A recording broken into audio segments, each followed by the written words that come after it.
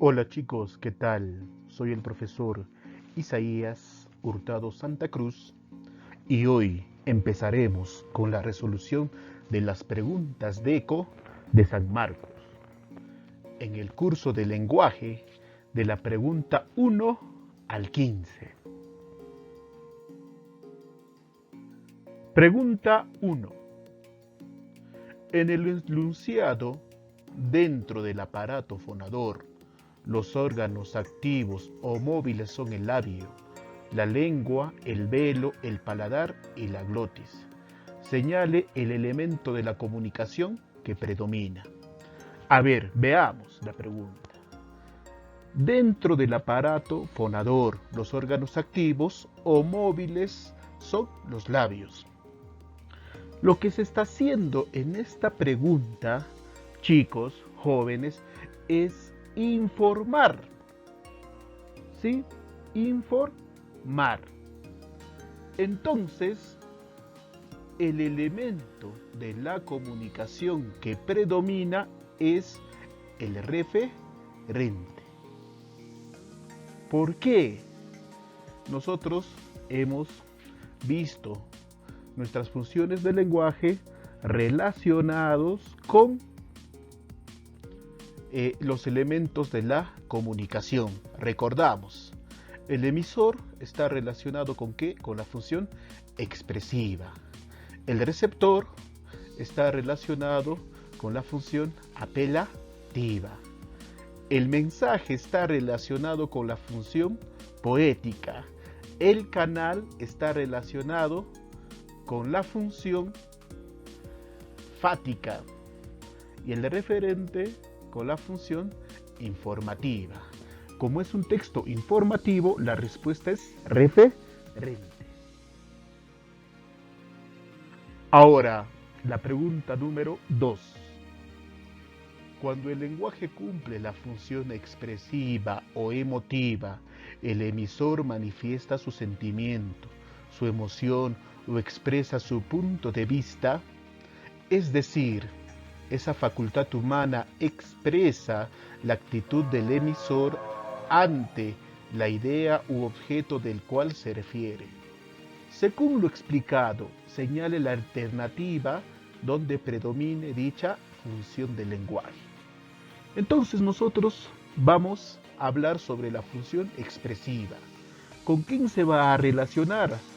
Con el emisor. Entonces, esta función va a expresar un sentimiento o un deseo del emisor. Por eso, ¿cuál va a ser la respuesta? La respuesta va a ser la D, porque me parece excelente el clima seco de Ayacucho. ¿Por qué? Porque está presentando la emoción del emisor. A ver, probemos con otras alternativas. El Corán es el libro sagrado de los musulmanes. Aquí se está informando. Por favor, Miguel, luchemos contra la corrupción. Aquí estamos expresando una orden. Luchemos. El Perú es un país exportador de materias primas. Estamos informando. Renato Tapia es el motor de la selección peruana. También estamos informando. Y ustedes saben que cuando nosotros informamos es la función informativa o conativa. Por eso, la única que guarda relación con la pregunta y con el texto es la D. Me parece excelente el clima seco de Ayacucho. Ahora, la pregunta número 3. En la oración, te ordené que prestes atención a la explicación. Predomina la función denominada te ordené, tiempo pasado. Que prestes atención a la explicación. Entonces, ¿qué está haciendo? Está informando. mando. Por lo tanto, es la función representativa. Pero aquí pueden confundirse algunos. Profe, pero es una orden. Por eso incluso dice te ordené. No, jóvenes. Si hubiese dicho Carlos, presta atención a la explicación, ahí sí hubiese sido apelativa. Pero en este caso, después de haberle dado la orden, le está informando que ya le había ordenado. Por eso es la función representativa. Pregunta 4. En los enunciados. Quisiera que acabe la corrupción. Es un deseo. Por lo tanto, es expresiva. Espérate un momento. Está dando una orden. Apelativa. Y el feudalismo precede al capitalismo. Está informando, por lo tanto es representativa. Y la pregunta es esa, ¿no? Predominan respectivamente las funciones del lenguaje denominada expresiva, apelativa y representativa. Por lo tanto, la respuesta es la E. Pregunta 5. Elija la alternativa que mejor interprete el hecho sociolingüístico que ocurre cuando algunos hablantes del castellano en Perú pronuncian frases como sobrino vamos pa' Chincha, en Aquisito nomás vivo, de la Juana su guambrillo es. Entonces aquí vemos que nos presentan variedades del castellano en el Perú. Por ejemplo, en la costa, sobre todo en Chincha, se dice vamos pa' Chincha. En la sierra, cuando nosotros preguntamos ¿dónde queda? Aquisito nomás vivo, aquisito nomás sierra. De la Juana su guambrillo, en la costa. Entonces, ¿cuál sería su respuesta? Aquí es que en el Perú existen variedades del castellano. A estas variedades del castellano, variedades regionales, también se les conoce como dialectos. Es el mismo idioma, pero tienen variedades regionales. Pregunta 6. Indique el número de fonemas que corresponden respectivamente a la palabra tórax, auxilio y cohecho. Chicos, vamos a contar fonemas. En otras palabras, los sonidos mentales. ¿Sí? Los sonidos de la lengua. ¿Por qué? Porque recordemos que el fono son los sonidos del habla. Pero veamos, tórax, la T, la O, la R, la A, la X. Pero recordemos que nosotros decimos tórax. Pronunciamos la X cuando va al final como si hubiese una K y una S. Entonces tenemos 4, más el fonema que se representa y la X, que es la K y la S. En tórax tendríamos 6 fonemas. Auxilio. Cuando va en medio de una palabra la X, a veces suena como si fuese una Z, S. ¿Por qué? Porque nosotros decimos auxilio, no decimos auxilio. Entonces, ¿cuántos hay acá? 1, 2, 3, 4, 5, 6, 7. Entonces tenemos 6 y 7. Sabemos que la H no tiene un fonema, porque en el español es mudo. Y la C y la H tienen solo un fonema que lo representa. Eso ya se les ha enviado en el módulo de literatura. Entonces, acá vamos a contar la C, la O, la E, la Che y la O. 5. Por lo tanto, la respuesta de la pregunta 6 sería la A. 6, 7 y 5. La pregunta 7. Indique la oración que posee significado denotativo. Nosotros cuando leemos un texto puede tener significado denotativo y significado connotativo. Ejemplo, denotativo es cuando las cosas significan lo que quieren decir, cuando se interpreta de manera literal. Significado connotativo es cuando se utiliza una metáfora o se utiliza las palabras para expresar otra cosa que tenga una relación con ello. Por ejemplo, a pesar del problema, levantó cabeza. Se está utilizando de manera connotativa, porque tú, cuando dices levanta cabeza, te refieres a que has estado fuerte ante los problemas. No pudo pegar el ojo para estudiar.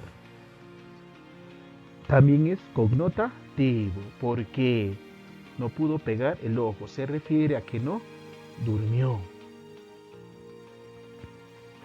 Lo que te dije me salió del corazón.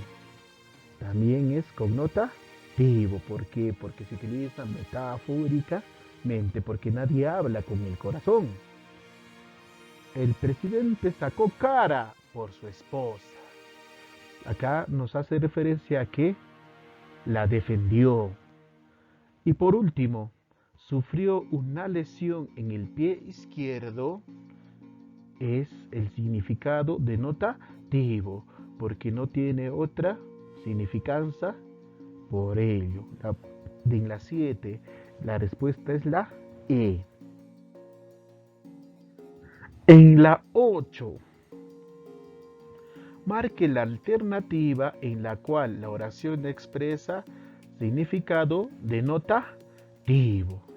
Nuevamente, nos pregunta sobre el significado denotativo.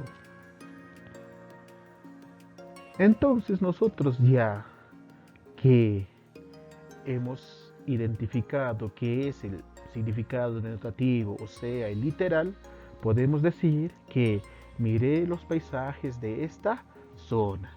Sería la respuesta, porque las demás tienen significado connotativo. Pregunta 9. Perdió el aro cuando trabajaba y siempre aro la tierra para sembrar. Hay dos palabras resaltadas, aro y aro. Están en relación semántica de. Estoy seguro que lo primero que muchos marcarían sería polisemia. ¿Por qué? Porque la palabra aro y aro. Pero no. Las palabras polisémicas o la polisemia se da cuando una misma palabra que tiene el mismo origen o raíz, con el tiempo puede presentar diversos significados. Pero acá perdió el aro, viene de anillo, de arus, y acá de arar, que es una actividad agrícola.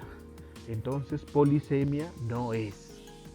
Y también vemos que hay una diferencia en la persona gramatical. No es la misma. Él perdió el aro. ¿Sí o no? Y acá, yo siempre aro. Por eso, chicos, acá hay una homonimia parcial. Por esas diferencias. Entonces la respuesta aquí sería la de homonimia parcial. Continuamos con la pregunta 10. En los enunciados, muchos panaderos preparan una buena masa para la venta de panetones a fin de año. Y según el poema de César Vallejo, el cadáver volvió a la vida cuando le acercó toda la masa del mundo. Las palabras resaltadas están en relación semántica de. Las palabras son masa y masa. Los dos para empezar son sustantivos y se refieren a una agrupación de objetos.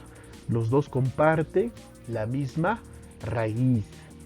Por lo tanto, aquí es una polisemia. La respuesta es la B.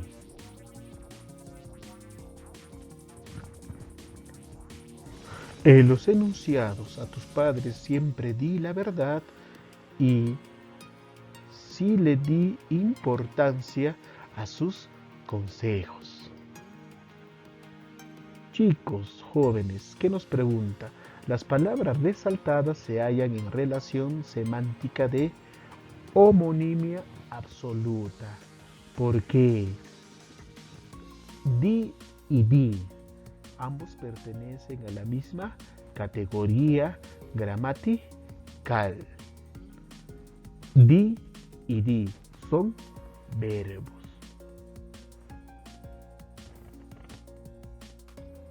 La 12. En la expresión el fuego consumió el plástico y el poblador consumió arroz, hay polisemia. ¿Por qué? El fuego consumió y el poblador consumió, ambos vienen de la misma raíz. Incluso, chicos, los dos son verbos en tercera persona. Pregunta 13. En ciertas épocas, muchos pobladores de Puno sienten mucho frío. Cuando no hay comida, me frío un pescado. Las palabras resaltadas se encuentran en relación semántica de mucho frío. Acá está hablando de un sustantivo. Me frío es un verbo, por lo tanto es una homonimia parcial. Pregunta 14. En las expresiones me cambio el foco de la sala y esa zona es un foco infeccioso. Las palabras resaltadas están en relación semántica de los dos comparten la misma raíz, por lo tanto es polisemia. Y la pregunta 15. En ciertos contextos se debe emplear un hiperónimo para hacer referencia a una palabra mencionada antes en el enunciado, en la cual de las siguientes opciones la referencia se fija mediante un hiperónimo resaltado en negrita. Hipónimo, cohipónimo, hiperónimo. Hiperónimo, una palabra que tiene en su afín muchos significados. Por ejemplo, semana. Los hipónimos son los elementos que contiene esa palabra. Por ejemplo, del hiperónimo semana, sus hipónimos serían lunes, martes, miércoles, jueves, viernes, sábado y domingo. ¿Y qué relación hay entre lunes y martes? Son cohipónimos, cohipónimos. Acá, ¿qué nos pide? Primero va a decir el hipónimo, luego el hiperónimo. A ver, revisemos la E. El literato escribió obras con una intención didáctica. Este artista fue marginado por el sistema capitalista. A ver, los artistas, ¿quiénes son? Cantantes, músicos, pintores, escritores, literatos. Por lo tanto, sería la respuesta. Pero para que no queden dudas, probamos en otro lado. La A, por ejemplo, el plátano sandía. Hay una relación de cohipónimos. Religión, islamismo. Acá, ¿qué hay? La B. El hiperónimo primero, luego el hipónimo. En la D, el hombre andino, peruano. Nosotros sabemos que hombres andinos, ¿quiénes son? Ecuatorianos, bolivianos, peruanos. Por lo tanto, el hombre andino sería el hiperónimo y el peruano sería el hipónimo. El médico galeno sería una relación de sinonimia. Por lo tanto, aquí la respuesta es la C. Entonces, chicos, muchas gracias por prestar atención y vamos a continuar con la resolución de ejercicios en los próximos videos. Muchas gracias.